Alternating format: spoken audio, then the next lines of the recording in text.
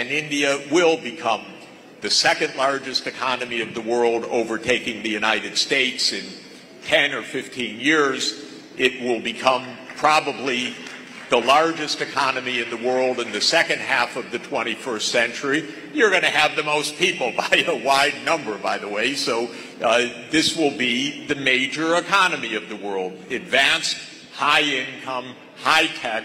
This is what's happening step by step, and your government's doing a very good job of promoting it, I would add.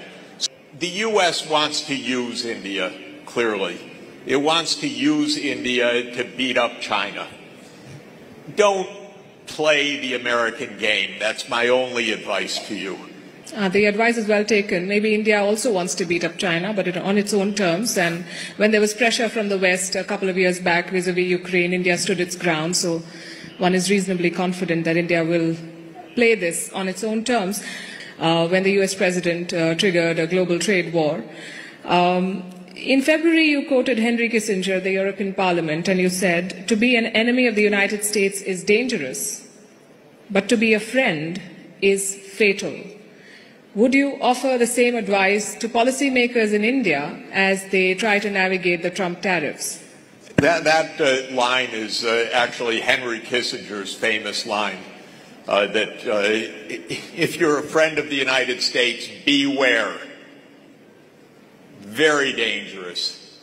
I have lived a whole lifetime of America declaring its friendship to countries that end up getting destroyed in part because of that wonderful friendship. I don't think I have to give advice to India. It's a little superfluous, but just be careful, you know? There is no alliance there. India is anyway too big for alliances. You are an alliance in and of yourself. Civilizations behave as civilizations do. And so being the most populous country in the world, you take care in your relations everywhere. But I would say the idea, and I do have to say it, it sounds, I hope I'm not rude or misunderstood, but the U.S. wants to use India, clearly. It wants to use India to beat up China. Don't play the American game. That's my only advice to you. It makes no sense. Again, it's superfluous for me to tell you that, but it is very much on my mind because the entire U.S. foreign policy is divide and conquer in any part of the world. That's how empires behave. That's what the U.S. learned from the master empire of all, the British. We learned at their knee, and we still try to apply it. So the U.S. loves for India to be in the Quad. It wants India to bash China. I heard some Indian politicians recently saying, no, it's not Donald Trump's trade policy, it's all because of China. No, not exactly. It's actually because of Donald Trump. So just be careful not to play the game. This is really a U.S. game. India's too big for a U.S. game. The advice is well taken. Maybe India also wants to beat up China, but on its own terms. And when there was pressure from the West a couple of years back vis-a-vis Ukraine, India stood its ground. So one is reasonably confident that India will play this on its own terms. But you've criticized the U.S. in the past for trying to dictate terms and violate international norms. Previous administrations not so brazenly, the current one dropping all pretense. Would you say that the Trump tariffs are an extension of the same mindset, that you can get away with whatever you want? I think everyone observing the last few days should be rather puzzled what's actually going on in Washington. If you ask me, I will tell you the succinct answer: nobody knows. And I'll give you the real answer that is the most alarming answer of all. For the first time in American history, we are in a one-man show right now. We're in a one-person show. The authors of our Constitution spent a lot of time, and they were very brilliant, trying to devise checks and balances to this new system that they were inventing in 1787, they would be horrified by what's happening now. What is literally happening now, you should understand. How does one person change the whole world trade system? It wasn't a vote of Congress. It wasn't even a discussion in Congress. It wasn't a public debate. It was literally an executive order. And that is very strange. In the executive order, and you can go to the website of the White House to read the executive order, it says, by the powers invested in me as President of the United States. And then it lists 3 pieces of legislation with the words emergency in them. The President of the United States declared an emergency. Now, this is interesting. He claims that he can declare an emergency and then govern without law, just govern by decree. This is what we had a revolution about back in 1776, by the way. They didn't like the fact that King George III made decrees, but even then it was the British Commons actually passing laws. Here it's not even the Commons, it's one person. Now, what he calls an emergency is anything that Donald Trump wants to call an emergency. So he calls our trade deficit an emergency. Well, no, it's been around for 20-some years. It's got deep economic causes. It's not exactly an emergency. Maybe it's a matter of public interest, maybe not, but it's not something that one person should decide and then overwrite the laws of the land in an emergency decree. So we are profoundly destabilized in the United States right now because we have one person rule. What we don't know is whether there will be any reaction to this, whether the courts will be able to enforce a judgment that these actions are illegal, which they plainly are, by the way. They will create worldwide turmoil, but they're absolutely illegal by any true legal standard other than a presidential emergency, or whether Congress will wake up and say, hey, we have a role under Article 1, Section 8 of the U.S. Constitution, which says very explicitly that the right to levy duties belongs only to Congress, not to the President, which is in Article 2 of our Constitution. If we had the Indian Supreme Court, I wouldn't worry, frankly. The Indian Supreme Court's pretty activist who would strike this down as enormous presidential overreach. I don't know about our Supreme Court. The Chief Justice was my classmate 49 years ago, by the way. I didn't quite trust him then, and I don't trust him now. I don't know what he's going to do. But we're hanging by a thread. Do we have one-person rule, or do we have really a checks and balances democracy? We don't know to this moment. Incidentally, just to mention one other little footnote, they took away my student in the middle of the night 2 weeks ago, dragged him out of his apartment, literally, as people know, in front of his 8-month pregnant wife. No judicial warrant, because our Secretary of State declared that he was a threat to American foreign policy. My second-year master's student. Professor Sachs, if I could come in here.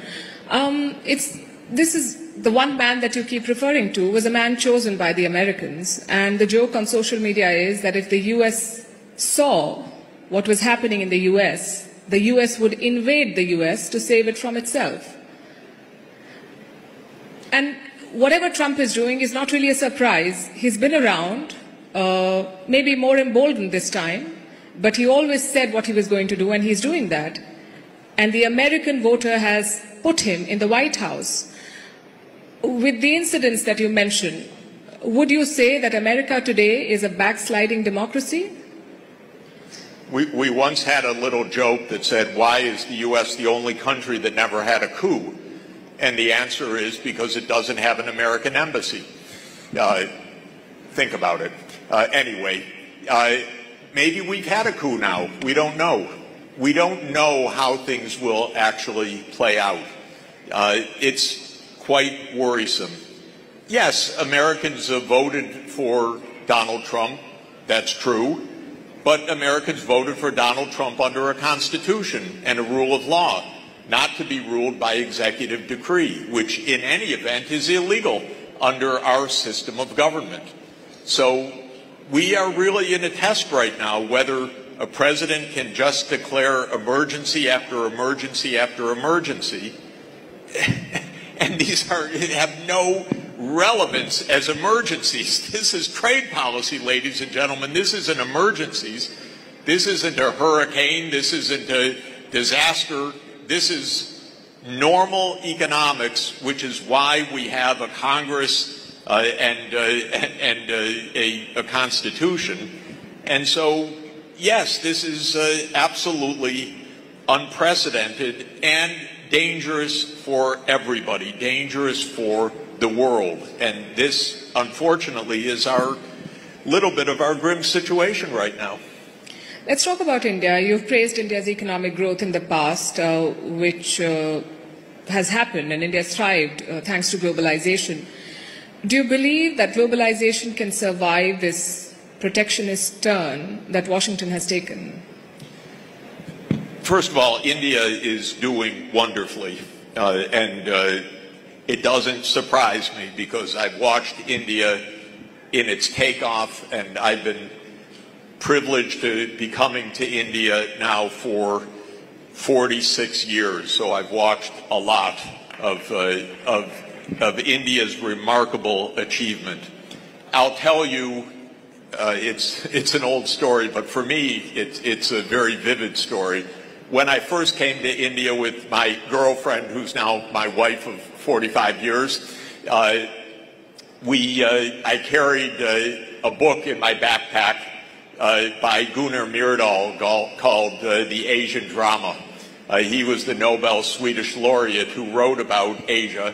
And of course, he was the one that said India could never achieve economic growth, that it was doomed to what was euphemistically called the Hindu growth rate of 2% per year. And this was my first book as I roamed India for a month in 1979, trying to understand this.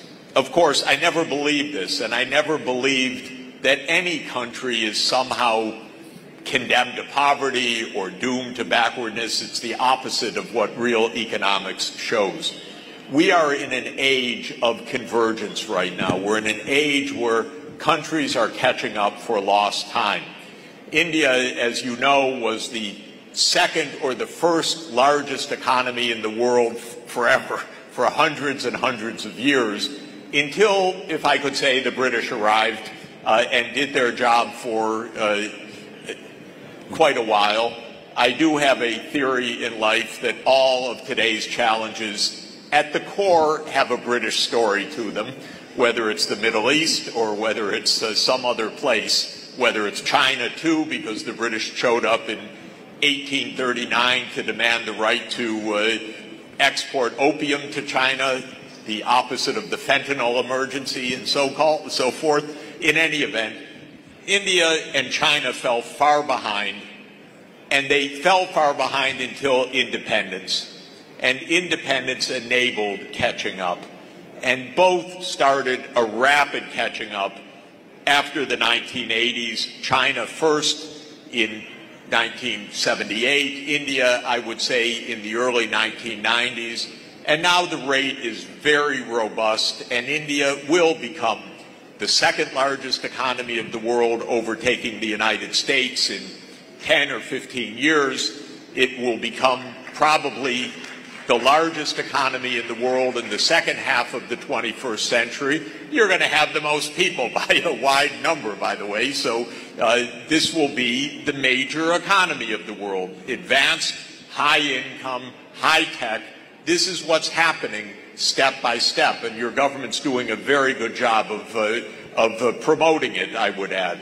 So in this sense, it's all very positive. And it should help to explain the weirdness going on in the United States. because the U.S. is in a kind of neurotic reaction. The neurosis is that the United States expected to be number one forever. This is the basic point. China ruptured that illusion, so Americans hate China. They hate China. How dare you be a bigger economy than the United States? This violates every rule according to American thinking. And they will come to resent India, I'm sorry to tell you, as you overtake the United States too. Just a little bit of friendly caution to you, because the American mindset cannot understand this is a big world, and other countries are more populous, and they're not being held back. And the United States is only 335 million people, a little bit bigger than Uttar Pradesh, but not so much bigger. And so it can't be the biggest country in the biggest economy in the world. It's not even possible in a world where technology is everywhere, where skills are everywhere, where the ability to innovate is everywhere. But this is driving the Americans crazy, and it's driving the Americans crazy, especially about China. Don't be pulled into it. I know India and China have their own issues, but settle them, because between the two of you, you're 40% of the world population, and you could actually help to run a very decent world together. Thank you.